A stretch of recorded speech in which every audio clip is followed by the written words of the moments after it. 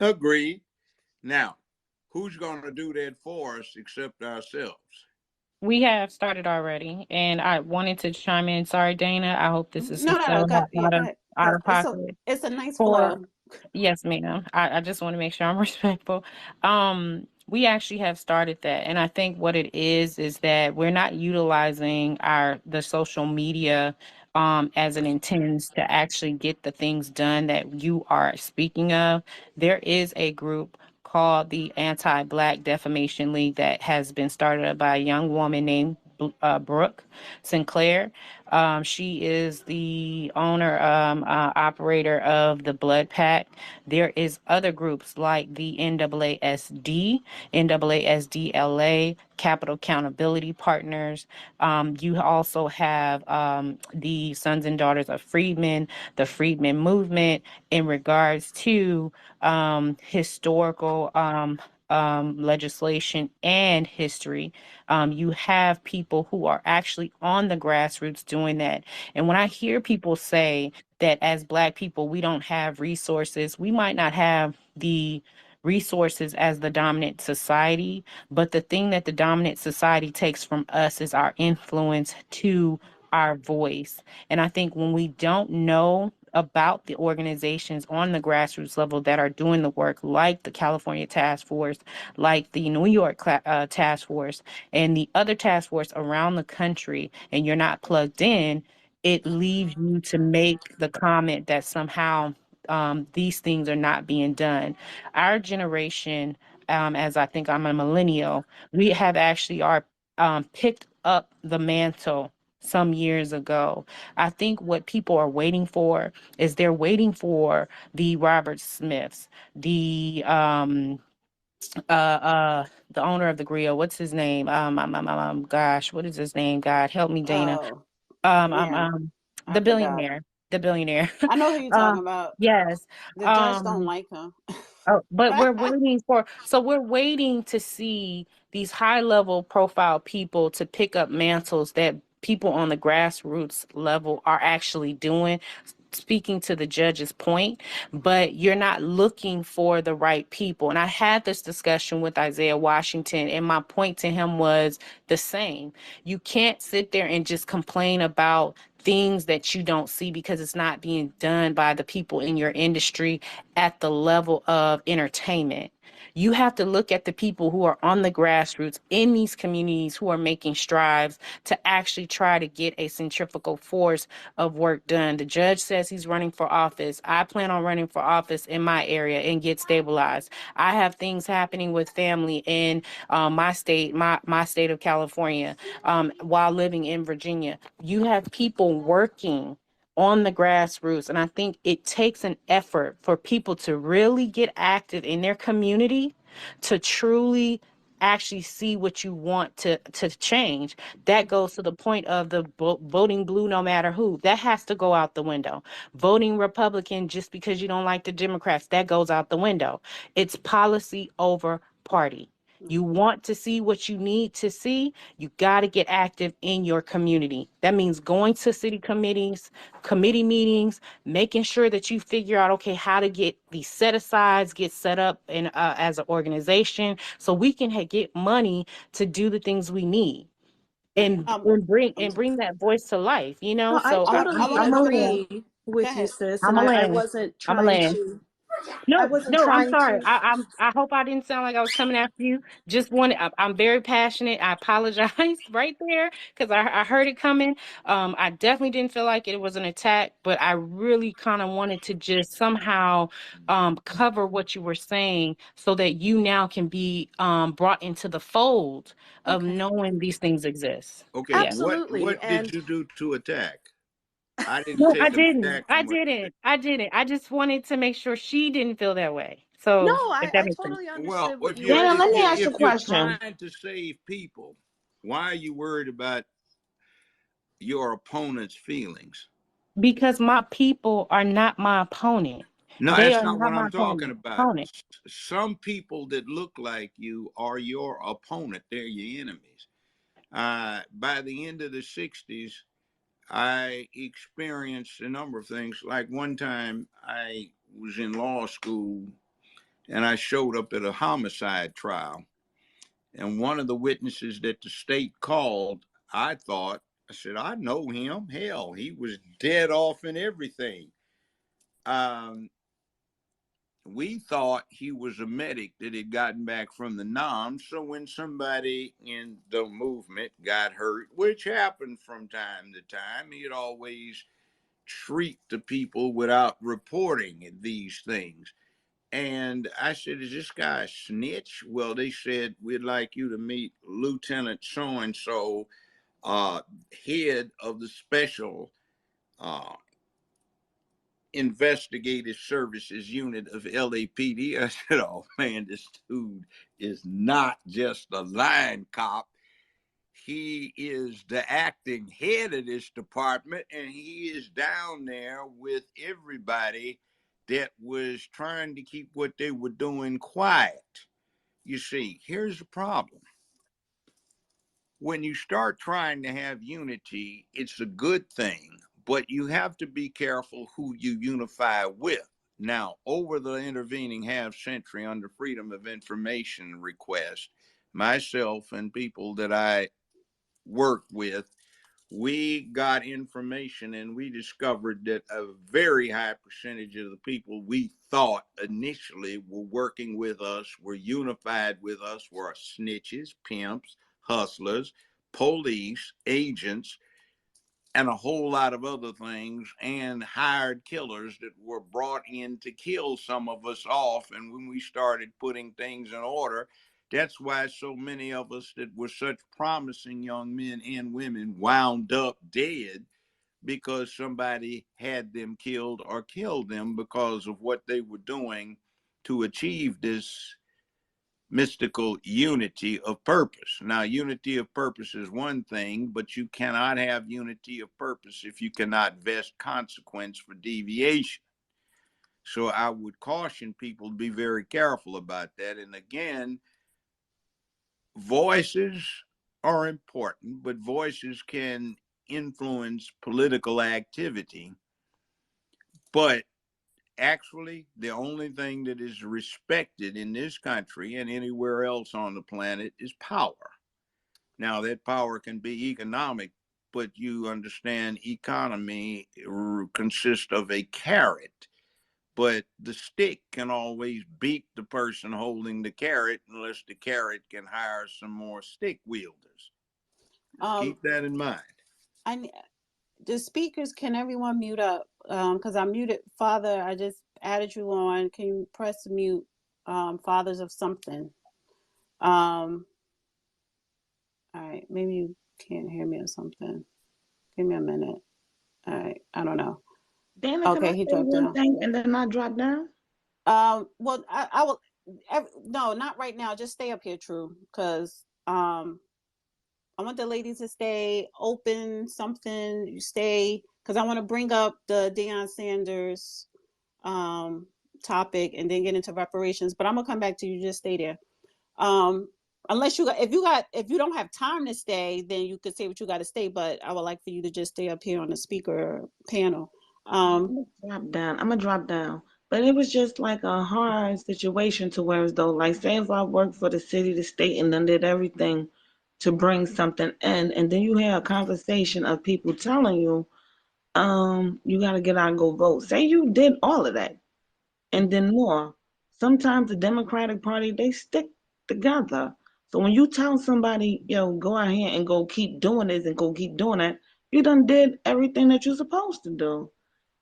So Yeah. now it's like, what's the next solution? Because after that, say, I don't care Well, if I work. that's not the well. We're talking. That's what I'm saying. We'll probably swing back to that later in the conversation. But I have to get into the other two topics. So that question or that statement could be answered down the line in this space. But I got to get to the next topic. Deion Sanders. He was at Jackson State University for 3 seasons as head coach. They have an undefeated season, I believe, this year. They won the championship, last year? He were able to bring in millions of dollars to that university. And he created a successful blueprint to Jackson State University. where nobody was even thinking about them. He put them on not just the SWAC map, but the college football map as a whole. And he got an offer from the University of Colorado to be head coach. He accepted it. Mind you, he was only getting paid, what, $300K annually at Jackson State. And I believe Colorado is offering him $5 million per year. And of course, they have more state of the art facilities.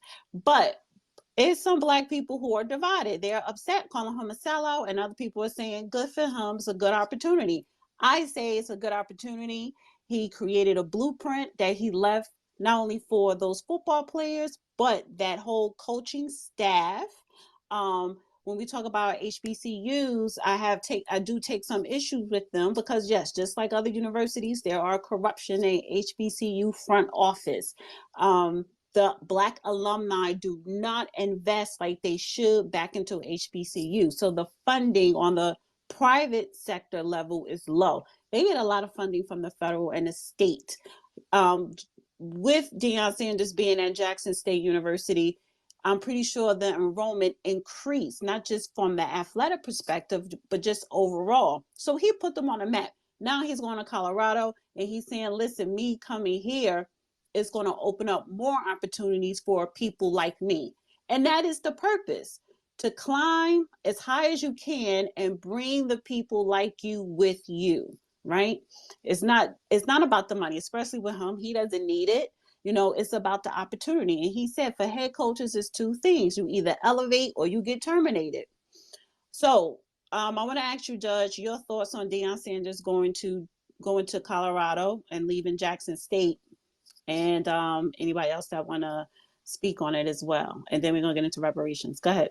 Well, there are an awful lot of black kids in Denver, Colorado that would be naturals for going to that school, so he can still deal with black kids and probably reach more of them, since this institution he's going to is much bigger than the one he left. Now, sellout? No. Right. I doubt that he's a sellout just because he did that. And interestingly enough, if you want to talk about it, maybe they could have afforded to have kept him if the certain party in place right now had not cut some $560 billion set aside for historical black colleges and universities and replaced it with $70 billion. That's $500 million almost cut off out of the budget. Maybe they could have afforded to have retained him or made him or paid him what he seems to be worth in the free market of such things, which again, you have to remember, that's bread and circuses. And that's entertainment to distract everybody. So it is what it is. Open your eyes. You can unmute.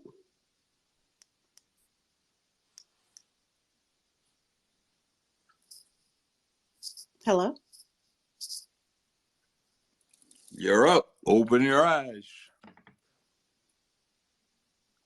Can you hear us? Because we cannot hear you. Unmute. Bottom left-hand corner. Can you hear us? Because we cannot hear you. You probably need to drop back down and come back up. All right. We can't hear you. So I'm just going to meet you back up. Open your eyes, drop down, and request to come back up. I want to go to Nikki. So I'm going to say this. Prime does what Prime does. Promote Prime. Jackson State was there before, and it's going to still be there. He didn't make Jackson State. They gave him the job. He did what he does best. Like I said, he promotes himself. So he used them as a stepping stone to go somewhere else. That's all fine and dandy if that's what your plan was from the beginning. Don't come and give us this song and dance about how God called me to Jackson State to do this, that, and the third, and then like, okay, well, you have to get terminated or whatever, and you leave. There are many colleges. South Carolina State, for instance, Buddy Pugh has been their coach for many, many years, and they're one of the best teams in the MEAC. But we don't talk about Buddy Pugh because who is that? Nobody knows who that is. But because Prime came and he did some work and he left, now it's all about Prime again. It's not about school, it's about Prime. And that's what it's been about from the beginning. Can you guys hear me? Well, what's wrong with that? Yeah, open your eyes. Your phone sound like shit. I'm so sorry. Your reception, honey. Um, go. I need you to go somewhere where you can have better reception because it sound fuzzy and you sound very low. Sorry, because Drop. I'm overseas. That's why. So let me Oh, drop you're it and come back. overseas. Never mind. Because if you overseas, I don't think it's going to get any better. But go ahead. Go ahead. Go ahead. Yeah, my whole point was if this was happening back in say the '60s, and he got this same opportunity, nobody would say he'd be a sellout. The fact is that he did his job, and this is how if it was a white coach or any other color coach, nobody would be saying anything. He brought the notoriety that he would bring, that Prime would bring, and now he got a better opportunity. He's moving it not only for himself but for his kids, because his kids are going with him as well too.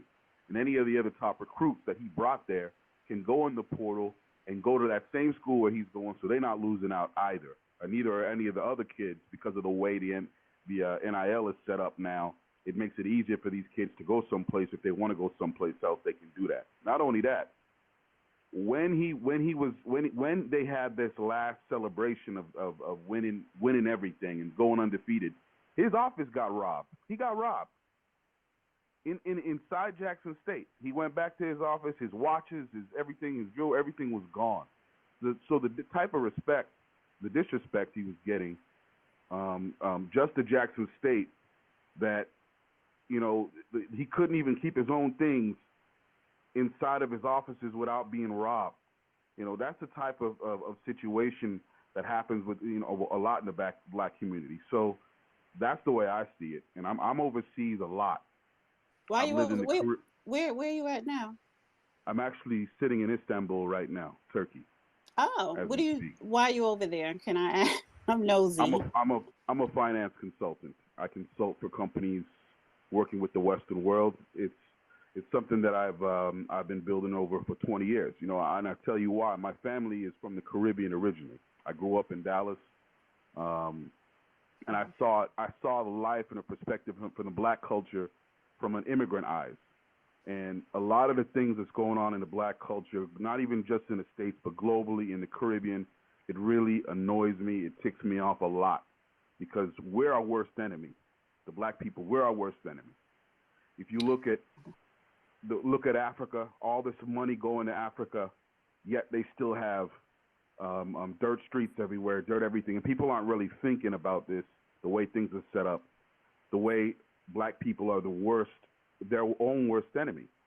I remember when I was growing up in Dallas, and I was going to my all honors classes, and I'd be the only black kid in all honors classes, and I'm looking around, and I'm asking my friends, "Yo, why aren't you trying a little bit harder?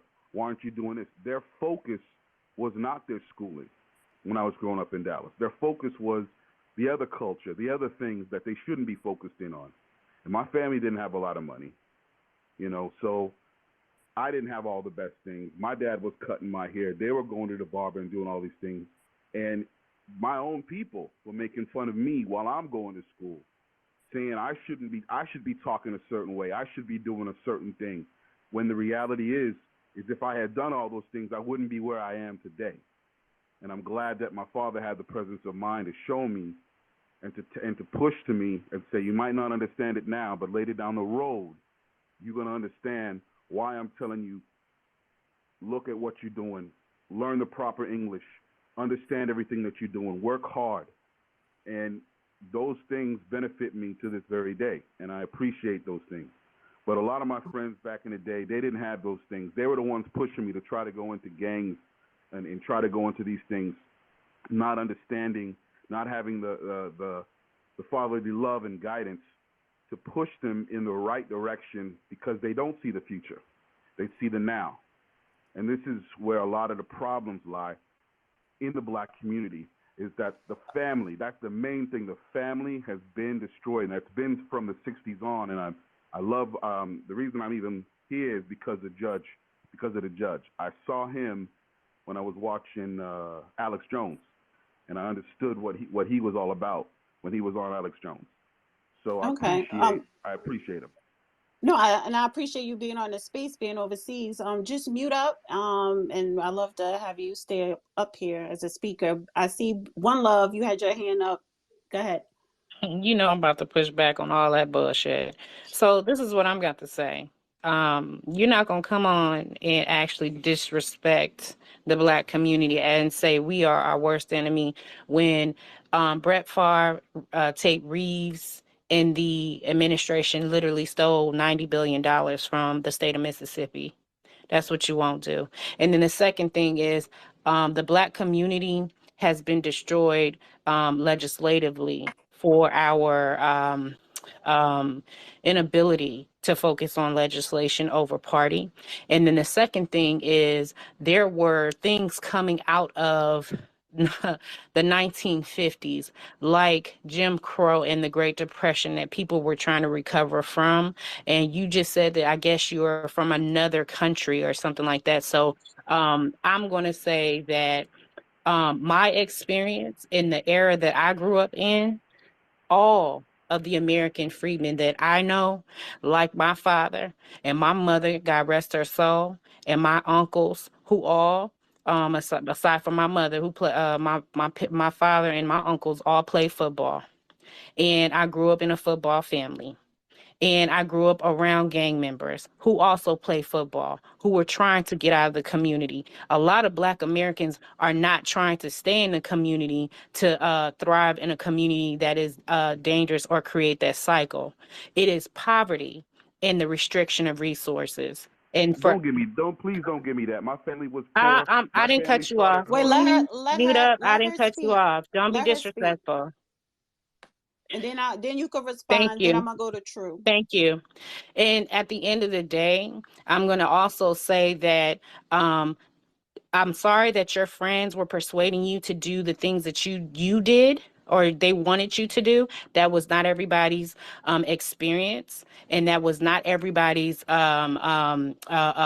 likelihood coming out of the hood or coming out of suburbs, because not all Black people lived in the hood. And you have monumental Black people who have done great things from past to present, and on top of what we are trying to even achieve today. Yes, we have issues, but you are not going to sit on this platform and say we are our own worst enemy when you got people out here still lynching other groups who actually come and infiltrate the community to break the community up. People who join legislative bodies like the LA City Council, who use their positions to literally dismantle and break down communities. That's not what you're going to do at all. And I agree with Nikki that there are coaches who were like Prime or better, who are not getting the opportunity, they're not being invoked. And the thing about Deion Sanders is not that I'm surprised about what he's doing, because he's a pro athlete about his money. He's raising a potential pro athletes. It's the mere fact that he did two things. He used the culture and promoted the culture to build up a program, which is great, but he did not build up the names of the people, like Nikki said, to invoke them to come aboard. So again, we're just going to watch all this play out, and we're also going to have to learn some hard lessons. But I'm tired of people trying to truly always come after the Black community when you had to take yourself overseas and you didn't come back to the community that you apparently grew up in or wherever you grew up from to actually help support to rebuild that community. So I don't want to hear that from people no more. I get tired of that. If you moved away and you have no intention to help repair the resources that you were able to be birthed and raised under, but you want to always talk about stuff, then please stay where you at and stop talking, because that's all you doing, like the judge said. If you're not willing to actually put in some work and some skin in the game to rebuild, then I guess all you are is talk. And yes, it ain't gonna matter at this point. All right. Well, Open can I'm respond, and I'm gonna go to True. Let him yeah. You know, the funny thing is that you say that this is very very much the problem. Number one, I grew up. My parents came over to the States on scholarships to play sports. That's how they got over and got their doctoral degrees. My dad has 3 doctoral degrees. My mother has a double master's. All my entire family is ex-military, including myself. So you don't see you don't really know the truth, and I really don't understand why you're saying what you're saying. Because you go to any country, and I have traveled. It seems that you have not traveled to a lot of black countries.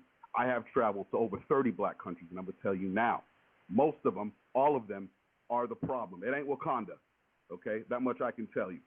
So all these cities you're talking about that are black run, from Baltimore, all these other cities, they're liberal run, Democrat run, black run. You mean after decade after decade after decade, they can't help their people do what needs to be done? And secondly, I want to make sure you understand, I am an owner of my business, that I have a global consulting firm that I own, that I started from nothing, from scratch. So please understand what you're saying before you say it. And right now, I help fund my own nonprofit that takes care of people in the community in the United States and also in the Caribbean, because my parents now that I fund are missionaries in the Caribbean, went back to their home after they got their schooling, because their son can now help people do the exact same thing that they did, which is to educate themselves and pull themselves out of poverty. So you need to know what you're talking about before you saying it. So I don't really understand where you're coming at me that way. I've always helped the black community. As a matter of fact, while I was in Dallas as a kid, I worked with my parents to go to the poor, even poorer sides of Dallas, to help those communities and build churches there and help those communities and understand those communities. So I speak with great understanding of my community. I know what's going on in those communities. I used to always tell people, look, you can line up 3 brothers of color next to each other. One is a thug, one is a college student dressed like a thug, one is a welder dressed like a thug. And the cop looks at those 3 people and he doesn't know what he's looking at.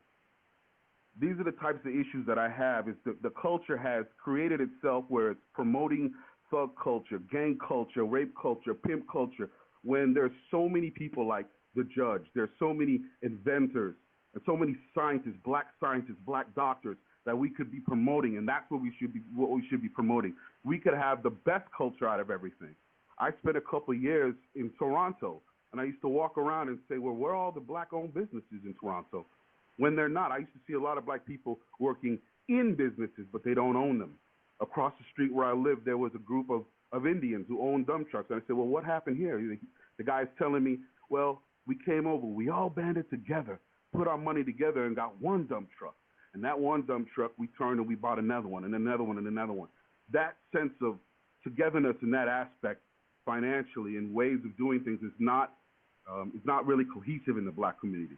Not to say that it can't be, not to say that I don't want it to be. I definitely would want it to be. But the focus in the culture is based primarily on entertainment, sports, and these types of things, and not the other way around. Yes, we do have our black doctors and attorneys and other things, but it seems to be that the banding together in the same way that the Chinese community or the Indian community would do to have that same power that we used to have back in the day has been destroyed. And a lot of it has to do with the party system. Because I look throughout all these different big cities in the United States where I used to roam, and it's not Republicans running them. It's Democrats, and they have been running them. Look at Detroit. Who took all those jobs out of the United States? Who took the jobs from the black people in Detroit? Was it the Republicans? No, it was the Democrats that took these jobs out of these cities, out of the country. Who's killing all these black babies? And now they're bringing in Hispanic babies and Hispanic people from other countries through the border to replace the black race as the dominant minority community. But nobody seems to have a problem with that. That's the issue that I see. And I'm going to tell you now, here in overseas, black people will take the black culture, but they won't take the black people. They don't want the black people. They want your culture. They want your music. They want your sports stars, but they don't want you. And that's what I noticed when I started doing more and more traveling. So I highly suggest that you go and you start traveling the world and see what people think about the black race, and go to other black countries, and instead of going there with a tourist mindset out of a bubble and into another bubble, look at it for what it is. Look at the streets. Look at what the people are going through. Look what they've been going through. That's the viewpoint that I have. sorry that you have the viewpoint. I highly suggest you rethink it. All right. I want to go to True and then Judge, if you want to say something, and then we get into the reparations. Okay. Okay. I like the conversation, and I'm happy that you brought that up. So while you bring it up, you got to see two sides of the glass, and within that two sides, I've been around Caribbeans, I've been around Africans and everything. And for some reason, y'all kind of knock us out the box. We could hold on, let me say this, because I'm going to say it. It's easy to point the finger at one person in one group. Like you said, your family came up over here up under us because we was fighting for shit. Secondly, on top of that, when I do get with Caribbeans and things, Caribbeans, Africans, and things like that, for some reason, y'all got more of a camaraderie with each other, and y'all be like, yo, we not like the Americans, but y'all sure enough up over here with us, talking shit, putting us the fuck down. Now, when I tell you that I do go over there and chill out with my Caribbean friends, y'all got your own radio station. And your own radio station said around election time, yeah, it's time for us to get ready to get out here and go vote. Even though we claim to be black, you know we really ain't black. But we still got to put down on them census that we are black to keep putting that money back into our own communities. So when you say community, what community are you talking about? That little underhand little compliment that you just said, acting like everybody ain't up on here. Hold on, because you went on. So when you say that we can't get together, yeah, we can't get together because your family members and them tell you not to fuck with us. That's the point that you did not tell the truth about. So if you're going to bring out the truth, bring the whole truth out. Don't say one side of a story. Because even when y'all did come up over here, your family members and them was telling when I was in, what the fuck, the 80s? Don't bring such and such into my house. Even though my house was probably better than yours, but your family and them, and I'll bring you to my house. And your family and them was telling y'all, don't bring such and such up over here. Y'all had like your own little secret community. So when you say that we should get together, we tried. And we kept trying and Yeah, trying. that's But more. yeah, so then don't just put it That's on more to us. separation. Yeah, say something that happened to what your family and them was teaching you.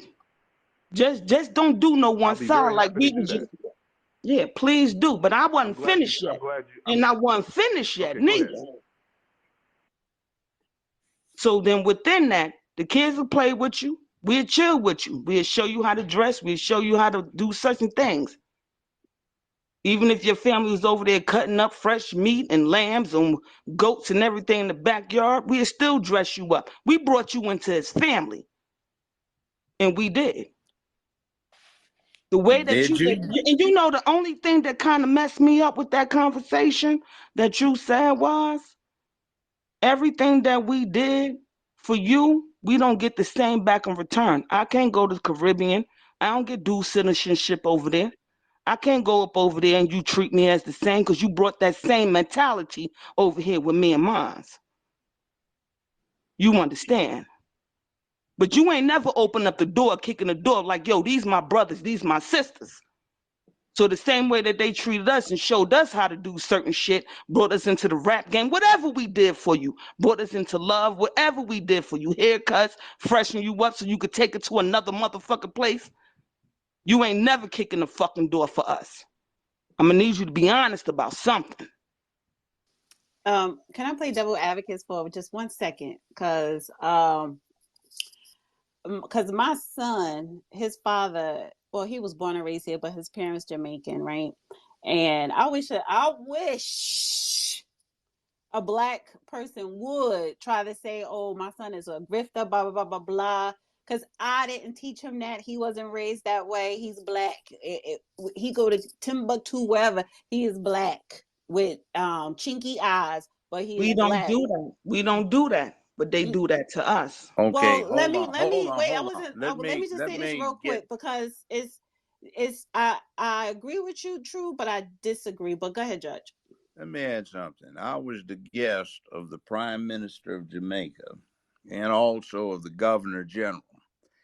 The Governor General and his wife had for years been professors at colleges in the U.S. that were attended heavily by black folk. Every summer, he'd bring over 20 black students from Detroit at a time, high school and college students, 20 at a time on his own tab. And we were at the Governor General's palace, my wife at the time and I, and there were some of these youth from Detroit there. And he said, Judge, would you do me the favor of answering the question for a young man who keeps proposing it to me?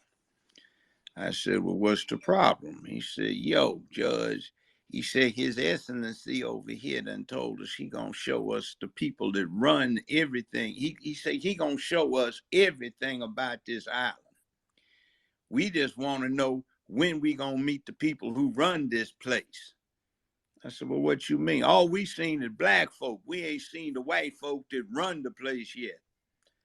So I said, I tell you what, he's inviting you to a pass in review ceremony for some of the Jamaican military tomorrow. We're all going there. I want you to sit next to my wife and I up in the reviewing stands and check out what's happening. So the Jamaican military is doing that thing. They use the British drill. They're real smart. They have it down right. They were really looking impressive. So finally, at the far end of the field, you could see this person on this white horse with these high black cavalry boots. They cover the knees with a flap. Were shining so brightly they were reflecting the sun almost literally. And he had a gold encrusted sword scabbard, a saber scabbard. And he had a resplendent red coat. And this guy said, now that dude looked like he in charge. This is the young man. He said, now I believe that dude in charge. So the individual that the young brothers from Detroit had identified as being in charge approached the reviewing stand. And when he got there, he doffed his headgear and they could see it was their host. He said, Judge, did you break down the reality to him? I said, I did. I'm going to tell you. He said, your host, the man you've been asking to show you in charge, been showing you that for a week and a half, is him. Man, we got a black man in charge of all this? Yeah. In other words, if you get the death penalty, he can commute it. The prime minister you met can't take office until he approves. This dude in charge, I said, that's your host. He's been telling you, you wouldn't believe it. So the point that I'm making out of this is several years running, I went and visited and I saw the same thing with every group. Black youthful Americans cannot grasp the idea that somebody black is actually in charge. And that was the difference. You go to Jamaica and everything's run by black folk, good or bad. And they have a culture where they are in charge. Over here, we don't do what we could to be in charge. Now, that is a problem. We don't perceive ourselves as properly in charge. And I will add one little extra thing to this mix. I've been in law, mostly criminal law, for half a century. And I had a lot of clients. I handled 42 first-degree murder cases as a defense lawyer where the death penalty was demanded. None of my clients are on death row. I got the youngest person in the world on death row, off death row, and got his execution stopped 20, 30 minutes before they're going to kill him, and got his conviction set aside. Down in Arkansas, not even Tennessee. And very, very, very, very few of the thousands of defendants that I was involved with as a defense lawyer or as a criminal court judge were black folk who did in white folk. Most all 18 or so out of every 20 were in there for ripping off their neighbors' children, their neighbors' wives, daughters, girlfriends, other women in the neighborhood, other children in the neighborhood, other people who were co-residents in the same hood. Now, that may be what happens when we become our worst enemy in terms of what we think about. Last case I handled as a defense Wait, lawyer. I need to say something before you get into Go another ahead. case. Yeah, It's not, because it's just quick. it's no, because the point that I'm trying to, the point I want to convey is, well, number one, Judge, let me push back a little bit what you're saying, because just because you may go to Jamaica or any Caribbean islands where it's 99.9% black, yes, you're going to see the people who are in charge is going to be black. The same when you go to different countries in Africa. That does not mean that they have power as you think, because yes, there's corruption everywhere in the world. Open your eyes was not. He didn't say anything against foundational Black Americans. He was actually including all Americans, and he did say the problem with Black Americans here in America, no matter where you come from, is the same in different countries in Africa, which it is true. It's the mindset, right? So let's bring it back here to America, because I'm not going to sit up here and give Jamaica credit saying that they're better than Black Americans, because that's just not true. We're all in this together. Not saying they're better than black Americans. I'm saying the problem is black America can't really visualize itself being in charge of itself. I'm running for mayor in Memphis, but in Memphis, only 19.1% of the registered voters in Memphis are white. And yet we have had for 2 terms a white mayor who is an incompetent bozo. Is he Black? No, he's white. I said Okay. we've had a mayor with only 19.1% of the registered voters in the town being white. Mm-hmm. We have had an incompetent idiot that even the white folk don't like for mayor for 2 But terms. He's Black people termed kept out. voting them in. Yes, But we we had are look. comfortable. Wait, let me say Look. this. Because let me just say this real quick. We are comfortable seeing a Black person in charge because of all of Black America voted for Barack Obama twice. It's He's just not that, black in but I charge. don't care. I'm not getting all that. He's Black because his skin is black. But the point is, I'm Well, trying but to wait. he Stop. I'm not trying. enemy is an enemy. I'm not going down his lineage. That's why Black I'm people not voted, going because down he's his all lineage, right. but Let me an finish. enemy is an Let me enemy. finish. Let me finish. My point is, Black people voted because they wanted to see the first Black president. We do want to see Black people in charge. The dynamics in America, United States of America, is different than the Caribbean and any other country, because we are 13% of this population, but white people have controlled this country since they started coming over here, killing off the natives. To whereas when you look at Jamaica, why is it that you see all Black people in positions of control? Is because going back to slavery, there were 80% of the slaves outnumbered the actual slave owners, but they were still enslaved because it was the Black people making sure that slaves were still working the sugarcane fields. So again, here in America, it is a different dynamic. But when we talk about oppression of Black people, or us not doing what we have to do, the mentality we do share throughout this world, throughout the diaspora. So one particular group of Black people is not better than another.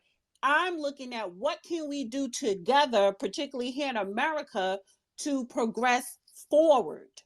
I was going there. I'm not saying anybody's better than anybody else. In the 60s, we had a concept But you called did say third. they're used to seeing people in charge in Jamaica, but I think Yeah, that's no, more I'm not saying weak-minded they when are. you are still colonized under the Listen. illusion of I Black people didn't being in say control. I didn't say they were used to seeing people in charge in Jamaica. I said the Detroit young folk had no concept of black folk being in charge. That was the problem. Right, Now, because no, but that no, is that no, has to do with because demographics. It has no, to do no, with demographics because because I just said listen, in no, America it because is a different dynamic of how no, the not racial no. structure That's is not what set I'm up. talking about. I'm talking about something different. Well, let me try it this So angle. so Judge, does that Let me wait, exclude? wait. Let me try from Does this that? angle. I know, but I Let gotta me ask you try from this. this Does that? angle. Let me ask you this. Does that exclude Kwame Brown from Detroit when he was in office? When he was voted in office? It would not exclude him, but I'm going to say Okay. something else about that. All And right. what about the original 33? Does that exclude them too? Who the original 33 are. Now, You don't know who they are? who are, I've never heard of them. Who are you talking about?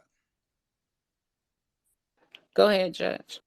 Say this. We No, can't tell them. have. Wait. Tell them who's the Who original is the 33 because original I don't know who they 33? are. I don't know The who. original 33 were the original 33 United States congressmen who actually were in office, and You they were talking about murdered. They were Reconstruction? murdered. Huh? Reconstruction. Are you talking about that? Yes, yes, sir. Okay, well, I don't know that group by the original 33. All right. Now, uh here and we got to get away from catchphrases too. Now, let me say this. You had the mayor of Los Angeles, the mayor of Chicago, the mayor of DC, mayor of New York, governor of Virginia. You had a lot of black folk who were mayors in the largest cities in America. Something happened. Now, the thing that I would urge upon the people listening is research what happened and see if that was white supremacy that did that or it was something else that could be corrected. And then if we're talking about white supremacy, yes, it exists. But when you're talking about white supremacy, are you looking at it as an adversary that gives you the opportunity to conquer and achieve in the process? Mhm. Or are you afraid of it and All just right. talking about it? Now, That. Wait. adversity in Africa sometimes is known as Simba. And I know some individuals, I had two roommates. Please don't go into those stories right I'm now. not, I had two roommates, and I actually met the next High King of Swaziland, also Zulu High King, and his brother, and they killed their lions at 13 years old with wooden spears without even iron or steel tips on them. I asked you not to go into the So story. if we have adversity that we as humans in our homeland conquered on a routine basis, that all humanity is conquered, why are we so damn terrified of it that we won't do anything about it? And I don't Right. mean all of us, but so many of us. Um. It's like what I was saying. I In wait. 50 Hold on, years Judge, of because I law, think it wasn't black folk doing in white folk for the most part. It was us doing us. Now, right, why and is that? that's let me reset the room real quick, right? And because that's what I want to build on. I am not having Tariq Nasheed talking points of FBA against immigrants because that say that for another space because like I said, if you look at Jamaica, different countries in Africa where it's 99.9% of people looking black, but and you think that it's black people that are in charge or in power, but it's that makes it worse because mentally you are still colonized, right? It's the illusion of black people being in power. You're not, right? So but I'm specifically talking about black Americans here. I don't care what background of blackness that you are from, as long as you are on the same program and page of what do we need to do to progress our group forward. I'm not having a discussion of immigrants, this, because like I said, if you have a discussion with my son and he say, well, my father's Jamaican, what do you want to call him? What do you call them? The grifters or whatever? No. You know what I'm saying? So, and I always say this, he getting two reparations checks here from America and CARICOM. So that's not even a discussion today. The discussion is, like the judge said, adversity. Are you afraid of white supremacy? It's not. What are you going to do to combat that, to get over that adversity of quote unquote white supremacy? I see Nzez Prez, what? Nzez Pretty, and then I want to go to Tank, and then I see Miles. I'll bring them up, and then we can get into the reparations topic. And then anyone that, if you want to talk, just raise your hand. But what's your name? Nzez Prez. Just unmute. Good night, everyone. It's Enze Pretty. Okay. Yes, I'm calling from the Caribbean. I shouldn't say calling. I'm listening from the Caribbean. I must say that growing up, I grew up basically off of American television. And I've never visited America. I have family in America. And I've seen the negative side of America and the positive side of America. I've been educated through television, through YouTube, even through the Judge, by Americans, Black Americans, white Americans. And I want to support the guy in Turkey, who is of Caribbean descent, on his points. Because looking at America from this distance, from the Caribbean, I am seeing that Black Americans have a lot of power in regards to voting. And a lot of those states are controlled and run by Black Democrats. And they're not doing anything for their own people. So Black Americans do have power. They do not use their power. And that's coming from somebody who is outside looking in. Yes, you have racism, you have prejudice in America, yes. But they do have the power with the vote. And in regards to Africa, the problem with Africa, as President Putin said, is that the African leaders are taking their money and investing it in Europe. They're taking the money and send it in to European banks instead of leave it in African banks where the economy can develop off that money and develop Africa, because they would have money to borrow loans, to give loans and develop businesses and people build houses and all that. But they say taking the money and sending it to Europe, and Europe is just investing that money. That is why Europe is in such financial, I should say, heights, or very developed, and Africa is not. That's why Africa still has dirt roads all over Africa. So that's just my point. Thank you very much. Thank you. Some great points. I appreciate it. I want to go to Tank, then Miles.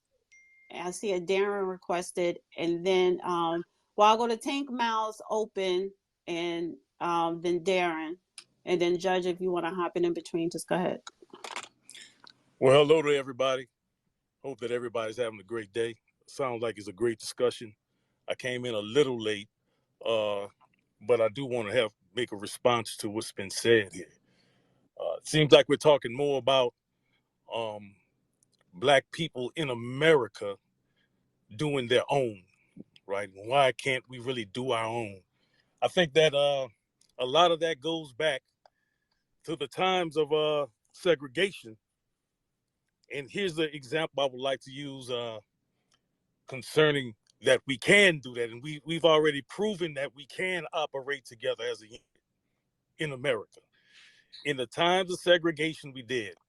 Now, there's a man that's related to me named Charles Foster.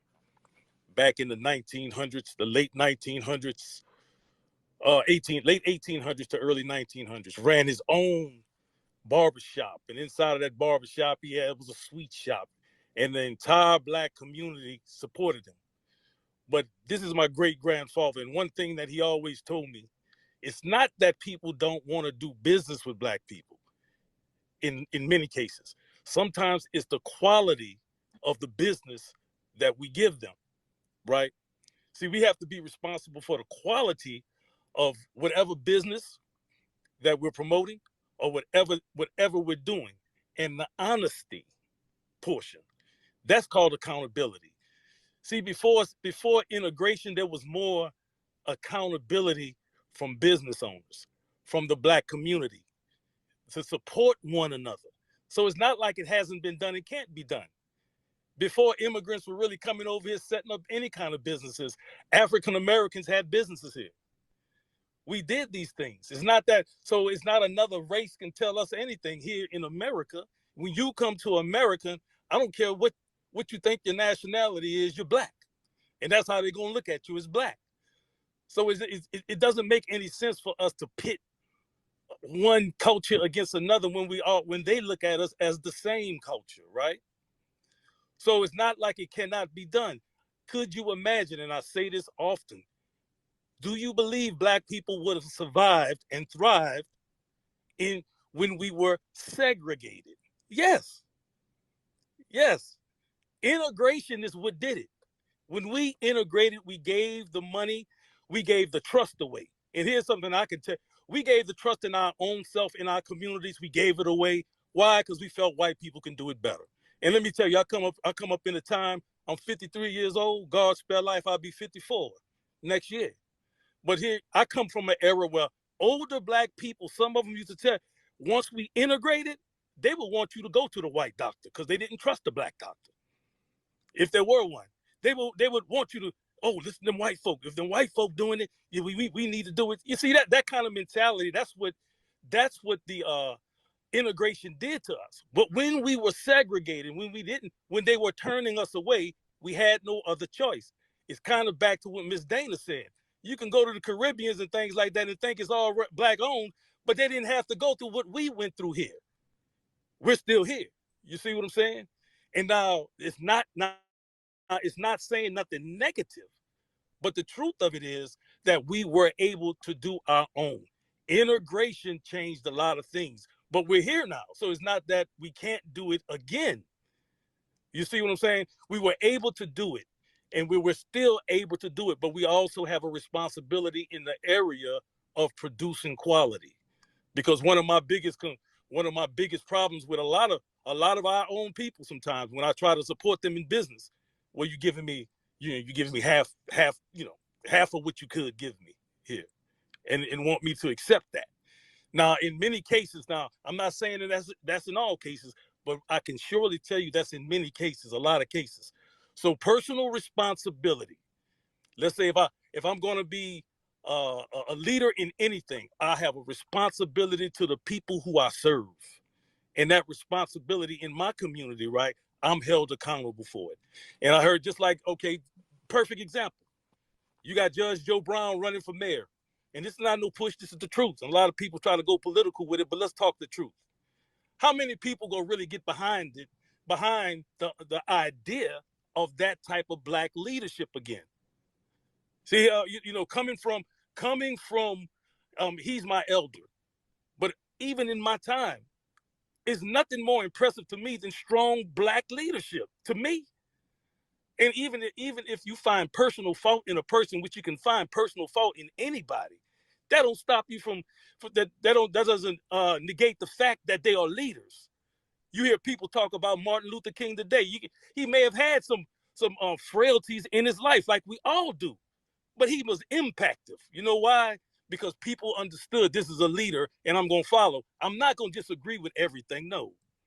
But I can see that this is a leader. That's why we can't do it. We got too many personal things about people. We try to examine people way too deeply, and we don't want to be examined ourselves. So if I've said anything, I would say this. Put away, and I'm going to pass the mic. Put away your understanding of who you think you know and what you think you know. When it comes to leadership, just like when we were segregated, go to the black barbershop because they don't want you nowhere else for real. Go follow the black leadership. What, you know why? Because they really gonna look out for you. They should, at least. And if they don't, hold them accountable. I'll go ahead and pass the mic. Thanks. Judge, before I come to you, Judge, let me say this. So the Twitter spaces that we do, I'm gonna hold them to 3 hours. So it's 8 o'clock, and this would be like the last hour mark.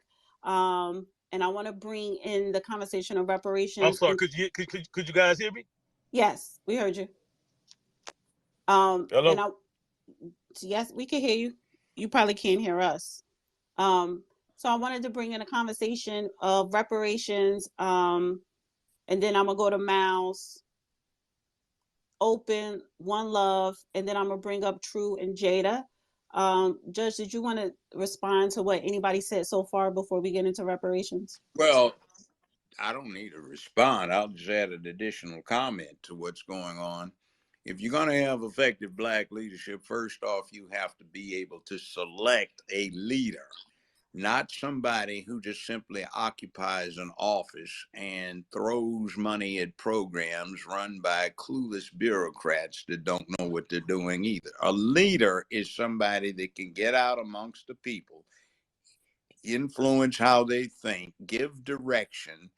uh, his job is to lead, and that's what he should focus on. Other people may have jobs as salesmen, or they may be drivers, or they may be teachers, and that's what they do. But the leader has to be able to get out amongst the people, get up close and personal with them, and not need a bodyguard to walk amongst them, because the people are his bodyguards. He represents them, they have a vested interest in him. And we need to have that kind of thing. And there are a lot of avenues of showing how to get people back on top of things. And one of the main ones includes personal courage and bravery. You have to be willing to do what is unpopular from time to time, because it needs to be done. You don't need to take a damn poll every time you get ready to do something. You need to lead. Follow me, go where I go, come where I am going. And that is what we are missing right now, because our so called leadership are actually surrogates for somebody else that, for the most part, rely on us to put them in a position so they can sub surrogate for other interests besides ours, including a lot of interests that are antithetical to ours. Now, we need to get on top of our game as a people.